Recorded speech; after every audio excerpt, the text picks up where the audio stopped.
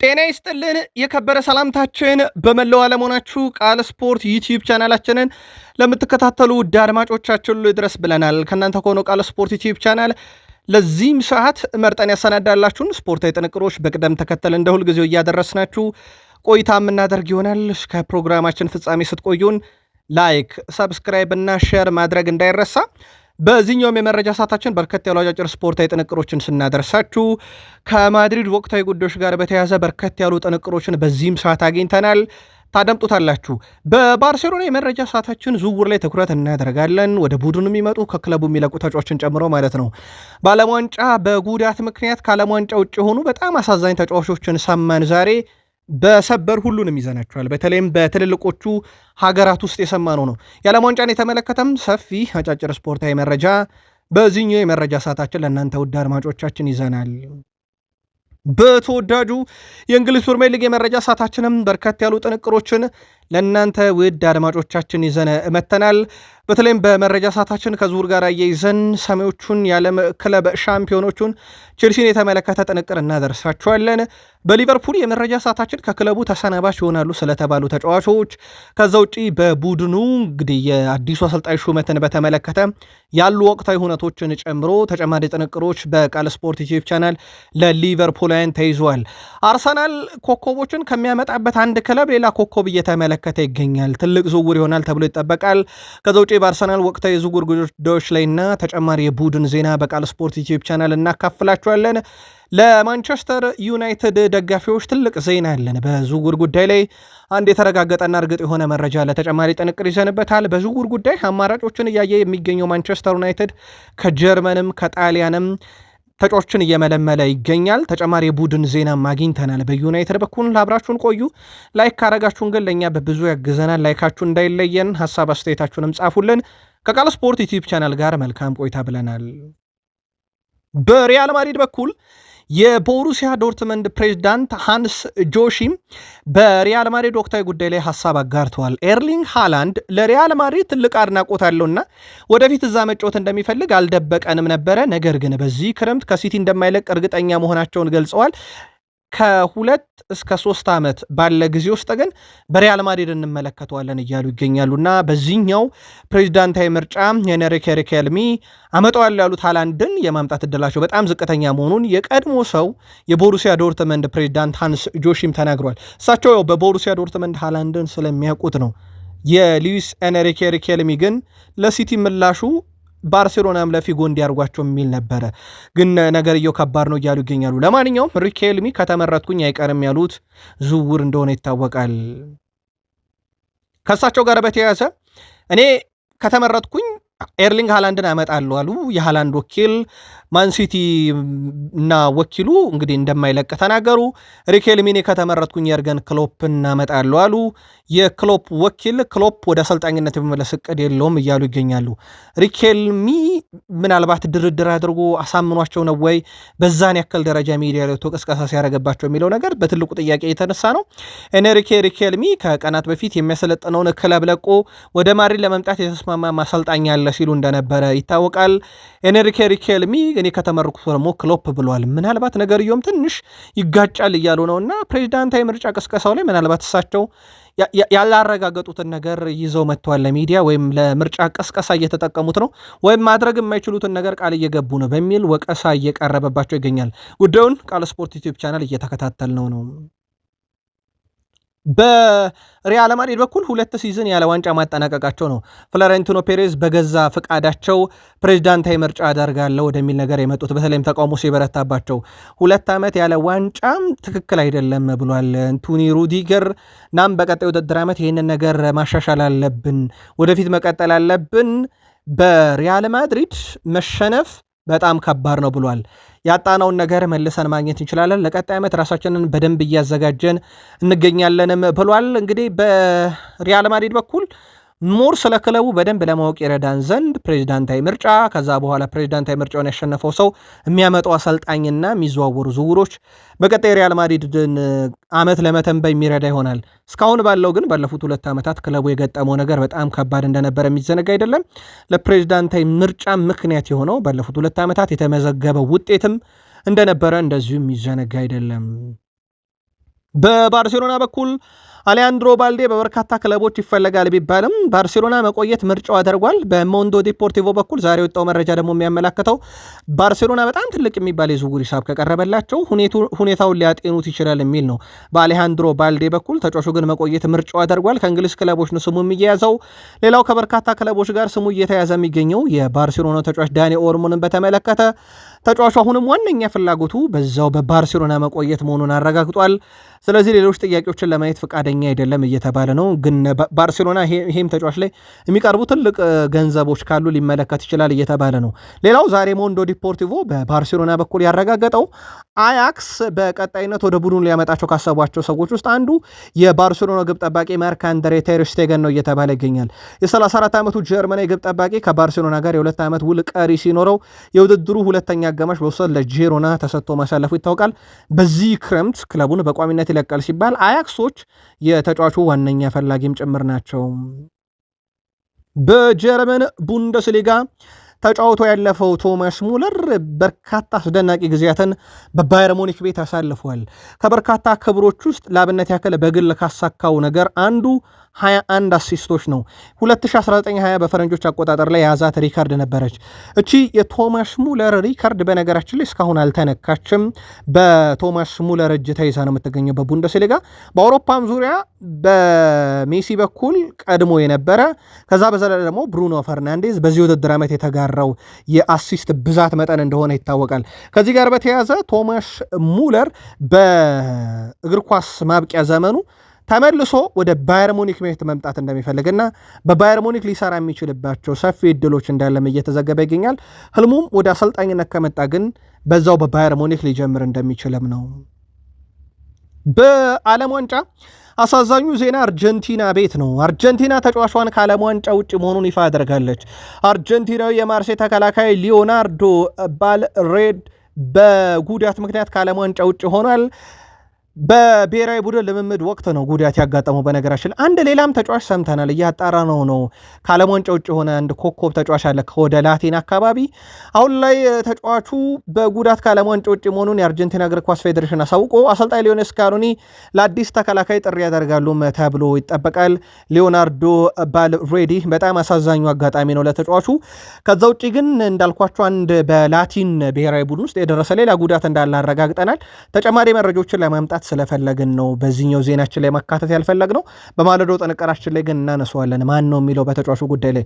የዓለም ዋንጫ እየቀረበ በጣት የሚቆጠሩ ያህል ቀናቶች ሲቀሩት በልምምር ላይና በአቋም መፈተሻ ጨዋታ ላይ ግን ጉዳቶች እየሰማን ነው። እዚሁ አርጀንቲና ላይ እንቆይና ሜሲን እናንሳ። በጣም የተለየ መረጃ እንንገራችሁ ስለ ሊዮኔል አንድሬስ ሜሲ። ሊዮኔል አንድሬስ ሜሲ 8 የባሎንዶር ሽልማት እንዳለው ይታወቃል።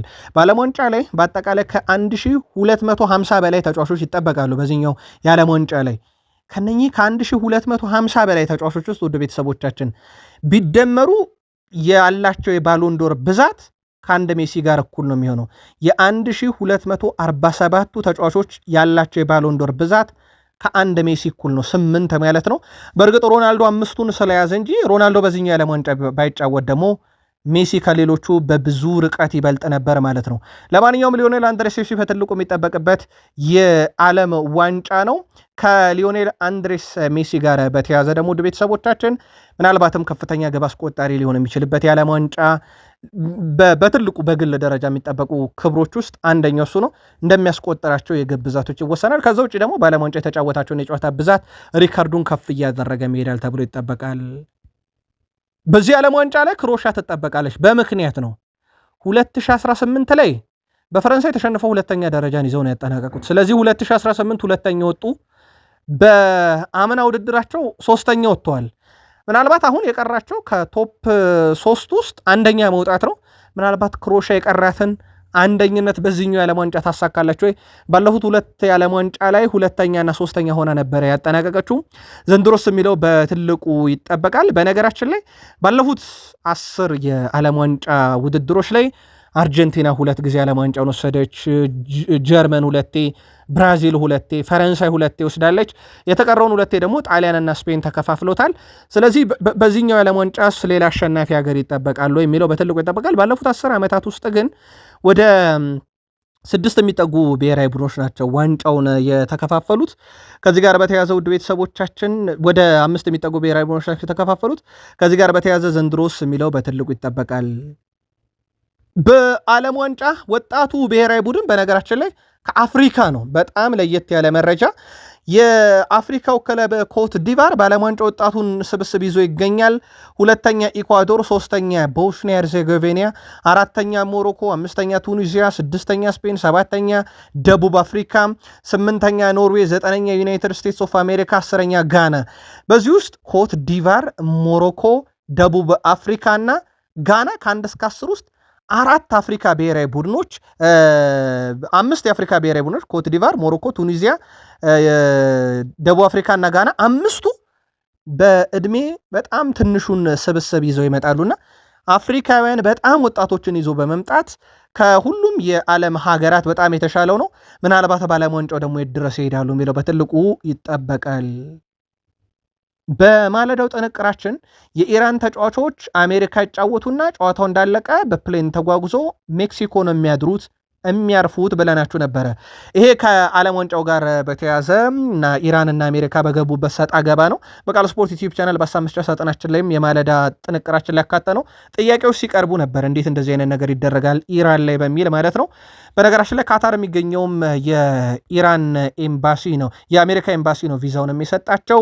ከዚህ ጋር በተያያዘ የኢራቅም ብሔራዊ ቡድን ተጫዋች አይመን ሁሴን አሜሪካ ሲደርስ ለ7 ሰዓት ታስሮ ነበረ። ተጫዋቹ ከብሔራዊ ቡድኑ ጋር ቺካጎ አየር ማረፊያ ሲደርስ ለስር ተዳርጎ እንደነበረ ታውቋል። እሱ በአሜሪካ በሚገኙ የአየር ማረፊያዎች የሚደረገው የደህንነት ፍተሻ አካል ነው ተብሏል። የፍተሻ ሂደቱ ከተጠናቀቀ በኋላ ግን ተጫዋቹ ብሔራዊ ቡድኑን ተቀላቅሏል። በተጨማሪም ሌሎች በርካታ ተጫዋቾች ከ1 እስከ 2 ሰዓት ለአጭር ጊዜ እየታሰሩ ነው። አሜሪካ መግባትና መውጣት አይደለም ለግልና ለስራ ጉዳይ ኦፊሻል በሆነ የዓለም ዋንጫ እንኳን ቸግሯል። ቃል ስፖርት ላይ ናችሁ። የሰዓቱን የተመራረጡ ስፖርታዊ ጥንቅር እያጋራናችሁ እንገኛለን። ከተወዳጁ የእንግሊዝ ፕሪሚየር ሊግ ብቻ ወዳገኘናቸው የዕለቱ ጥንቅሮች ተሻገርን። ላይክ ማድረግ ግን እንዳይረሳ። ለ100,000 ሰብስክራይበር ጉዟችን ለአጋርነታችሁ በመረጃ ሰዓት ላይ ለሚከታተሉ ቤተሰቦቻችን ላይክ እንዲያደርጉ በሀሳብ መስጫ ሳጥናችን ላይ የምታበረታቱ ወዳጆቻችን በሙሉ ምስጋናችን ከፍ ያለ ነው። አብራችሁን ቆዩን። ቼልሲ ለ18 ዓመቱ የአይኬ ክንፍ አጥቂ በዚህ ክረምት ላይ ጥያቄ ለማቅረብ እቅድ ይዟል። ዛዶክ ዩሃና ይባላል። በጣም አስደናቂ ታዳጊ ተጫዋች ነው። በተጫዋቹ በኩል በተለይም ደግሞ ኤአይኬ የተባለው ቡድን ተጫዋቹን ለመሸጥ የሚፈልገው ገንዘብ ከ20.5 ሚሊዮን ፓውንድ በላይ ይበልጣል እየተባለ ነው። ከዚህ ጋር በተያያዘ ቼልሲ ቦነስን ጨምሮ የተጠየቀውን ገንዘብ ሊከፍልበት ይችላል እየተባለ ነው። ገና ታዳጊ ተጫዋች ነው። ቼልሲ ደግሞ የክንፍ አጥቂ ነገር በጣም ትልቅ ችግር እንደሆነበት ይታወቃልና በዴይሊ ሜል በኩልም ዛሬ የወጣው መረጃ ያንን የሚያሳይ ነው። ከክለቡ ጋር ድርድር ያደርጋሉ ተብሏል። ከኤአይኬ ክለብ ጋር ድርድር ያደርጋሉ ተብሎ ነው የሚጠበቀው። ወጣቱ ተጫዋች ወደ ፕሪሚየር ሊግ መጥቶ ለቼልሲ ለመጫወት ግን ፈቃደኛም ነው። በፕሪሚየር ሊግ ውስጥ የመጫወት እድል ማግኘት ካልቻልኩ ሌላ አማራጭ መፈለግ ይኖርብኛል እያለ ነው ፍሬድሪኮ ኬዛ። በመጀመሪያ ዓመቴ በብዙ አልተጫወትኩም። በመጨረሻውም ወቅት በጣም ትንሽ እድል ነበረኝ። ወደ አሜሪካ ለቅድመ ውድድር ዝግጅት ካምፕ ሄዳለሁ። ከዛም ከክለቡና ከአዲሱ አሰልጣኝ ኢራኦላ ጋር እነጋገራለሁ ብሏል። እውነቱን ለመናገር ከ2026 መጀመሪያ ጀምሮ ብዙ ጨዋታ አልተጫወትኩም።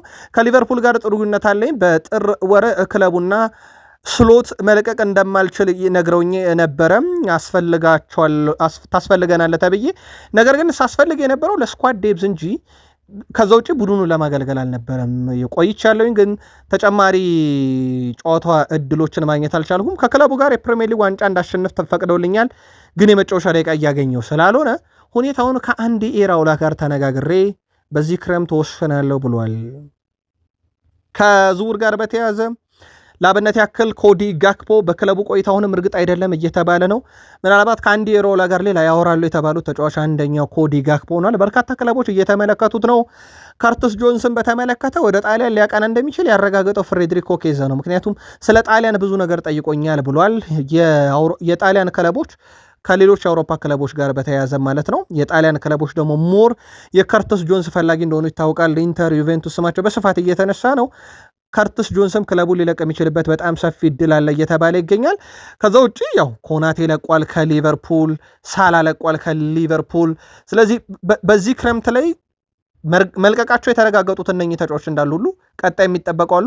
በነገራችን ላይ በሊቨርፑል በኩል 400,000 ፓውንድ ሳምንታዊ ደሞዝ ያለውን ሳላ ለቋል።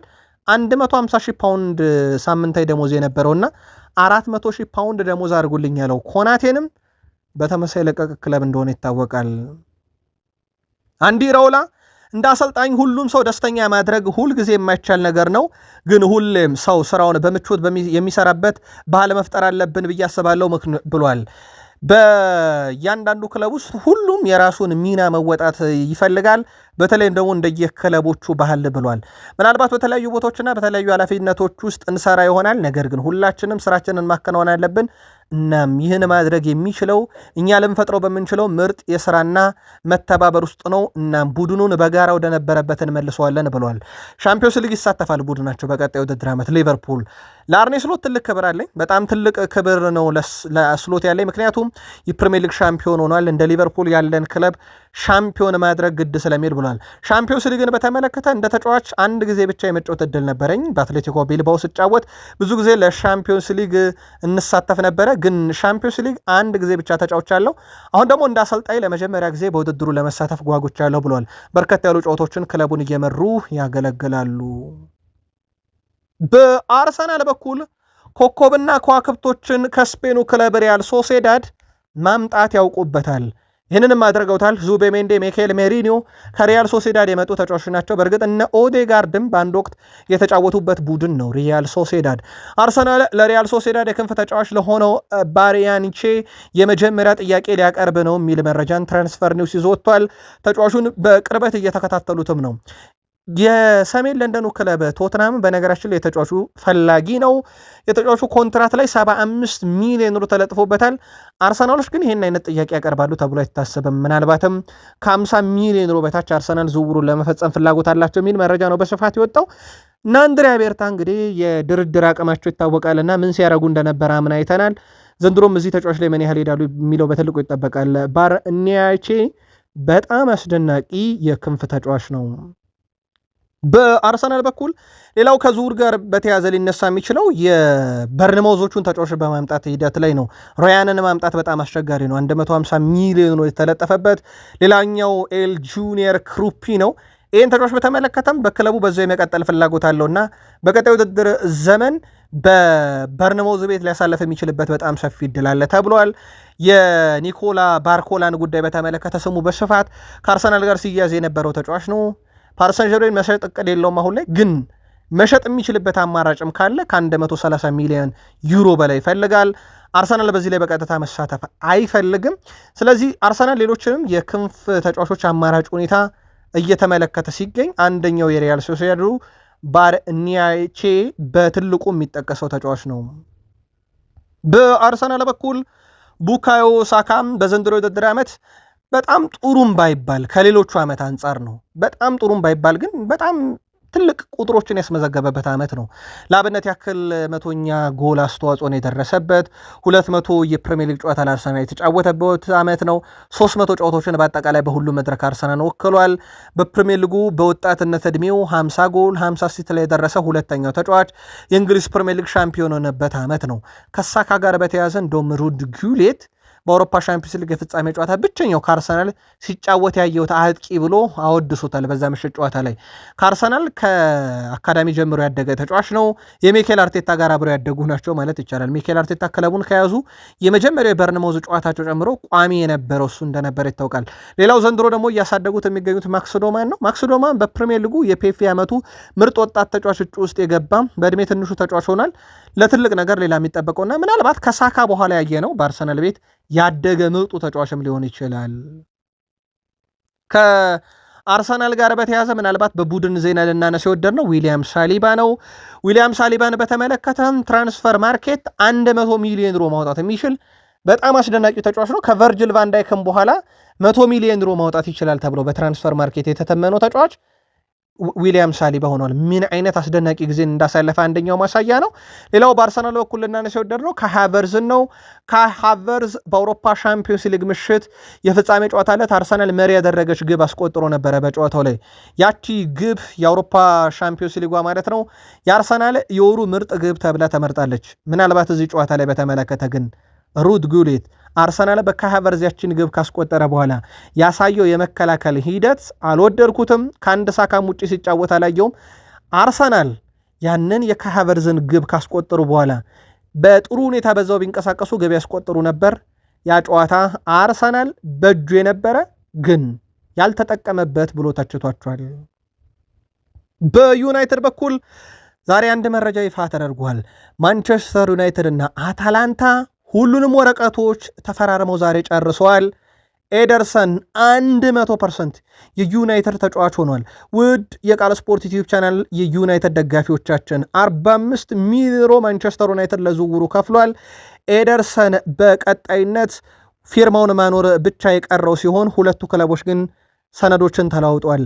የማይክል ካሪክ የመጀመሪያ ፈራሚ ኤደርሰን መሆኑ ዛሬ ደግሞ 100% የተረጋገጠው በሁለቱ መካከል ወረቀት፣ ዶክመንቶች፣ ልውውጦች ሁሉ ነገሮች ከተጠናቀቁ በኋላ እና በሂደቱ መሰረት ሁሉ ነገር ከተጠናቀቀ በኋላ ማለት ነው። በእርግጥ ዝውውሩ እንደሚጠናቀቅ የተረጋገጠም የታወቀም ሁለቱ ክለቦችም የተስማሙ ነበሩ። ዛሬ ደግሞ ሁለቱ ክለቦች የወረቀት ስራዎችን አጠናቀዋል። በዩናይትድ በኩል ሌላው በስፋት ስሙ ሲነሳ የነበረው ኢልማን ንዴን በተመለከተ ከ70 ሚሊዮን ፓውንድ በታች ኤቨርቶኖች የመጨረሻ ዋጋችን ብለዋል። ከዚህ በታች እንደማይሸጡት አስታውቋል። አትሌቲክም አረጋግጦታል። ዩናይትድ ብዙ ገፍቶ ላይሄድበት እንደሚችል ተረጋግጧል። አሁን የኤቨርተን ሂሳብ ይፋ ከተደረገ በኋላ በዛ ቦታ ላይ ተጫዋች እየፈለገ ነበረ። ዩናይትድ አንገብጋቢ ባላቸው የሜዳ ክፍሎች ላይ ተጫዋች ሲፈልግ በአንደኝነት እሱ የሚጠቀስ ነበረ። ሌላው ግን የአማካኝ ክፍሉን ለማጠናከር በዩናይትድ ዝርዝር ውስጥ የነበረም ግን ብዙም ያልተሳተፉበት በባየር ሙኒክ በኩል ብዙ ርቀት አምና ሄደውበት የነበረውን አንጄሎ ስቴለርን በተመለከተ ማንቸስተር ዩናይትዶች በተጫዋቹ ጉዳይ ላይ አሁን መረጃዎችን ዳግም ወደ ማሰባሰብ ገብቷል። ስቱትጋርት 40 ሚሊዮን ፓውንድ ለዚህ ዝውውር ይጠይቃል ተብሏል። ዩናይትድ ሁኔታዎችን እያየ ነው። አማካይ ክፍሉ የማቲያስ ፈርናንዴስ ሂሳብ በጣም የተጋነነ መሆኑ ዩናይትዶች አማራጮችን እንዲያዩም አድርጓቸዋል። ከዛ ውጪ በክንፍ አጥቂ ጉዳይ ላይ የኢልማን ንዴ የዝውውር ሂሳብ እንዳለ ሆኖ የፖርቱጋሉ ተጫዋች የክንፍ አጥቂ ራፋኤል ሊያኦ በዩናይትድ ዝርዝር ውስጥ ያለ ግን የዩናይትድ ሰዎች እስካሁን ምንም አይነት ድርድር ያልተደረጉበት ምናልባትም በዓለም ዋንጫው ምክንያት በተወሰነ መንገድ ሊዘገይ ይችላል የተባለ ዝውውር ነው። እሱ ወደ የትኛውም ክለብ ያመራ ግን በዩናይትድ ዝርዝር ውስጥ አለ። ከዛ ውጪ ለዩናይትድ ደጋፊዎች ሌላ ልናጣራ የወደር ነው የሳንድሮ ቶናሊን ጉዳይ ነው።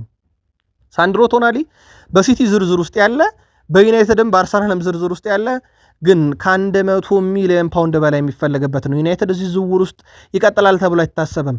የኦሪየል ቹዋሜኒም ጉዳይ ቢሆን ለዩናይትድ ደጋፊዎች ግልጽ ለማድረግ ያክል ፍሎሬንቲኖ ፔሬዝ አይሸጥም ብሏል። ስለዚህ የፊታችን ሰኞ ፍሎሬንቲኖ ፔሬዝ እስካሸነፉ ድረስ ዩናይትድ እዚህ ተጫዋች ላይ ያለው ፍላጎት ብቻ ሆኖ የመቅረት እድሉ በጣም ሰፊ ነው። ምክንያቱም ፍሎሬንቲኖ ፔሬዝ ሊሸጡት ስለማይፈልጉ ማለት ነው።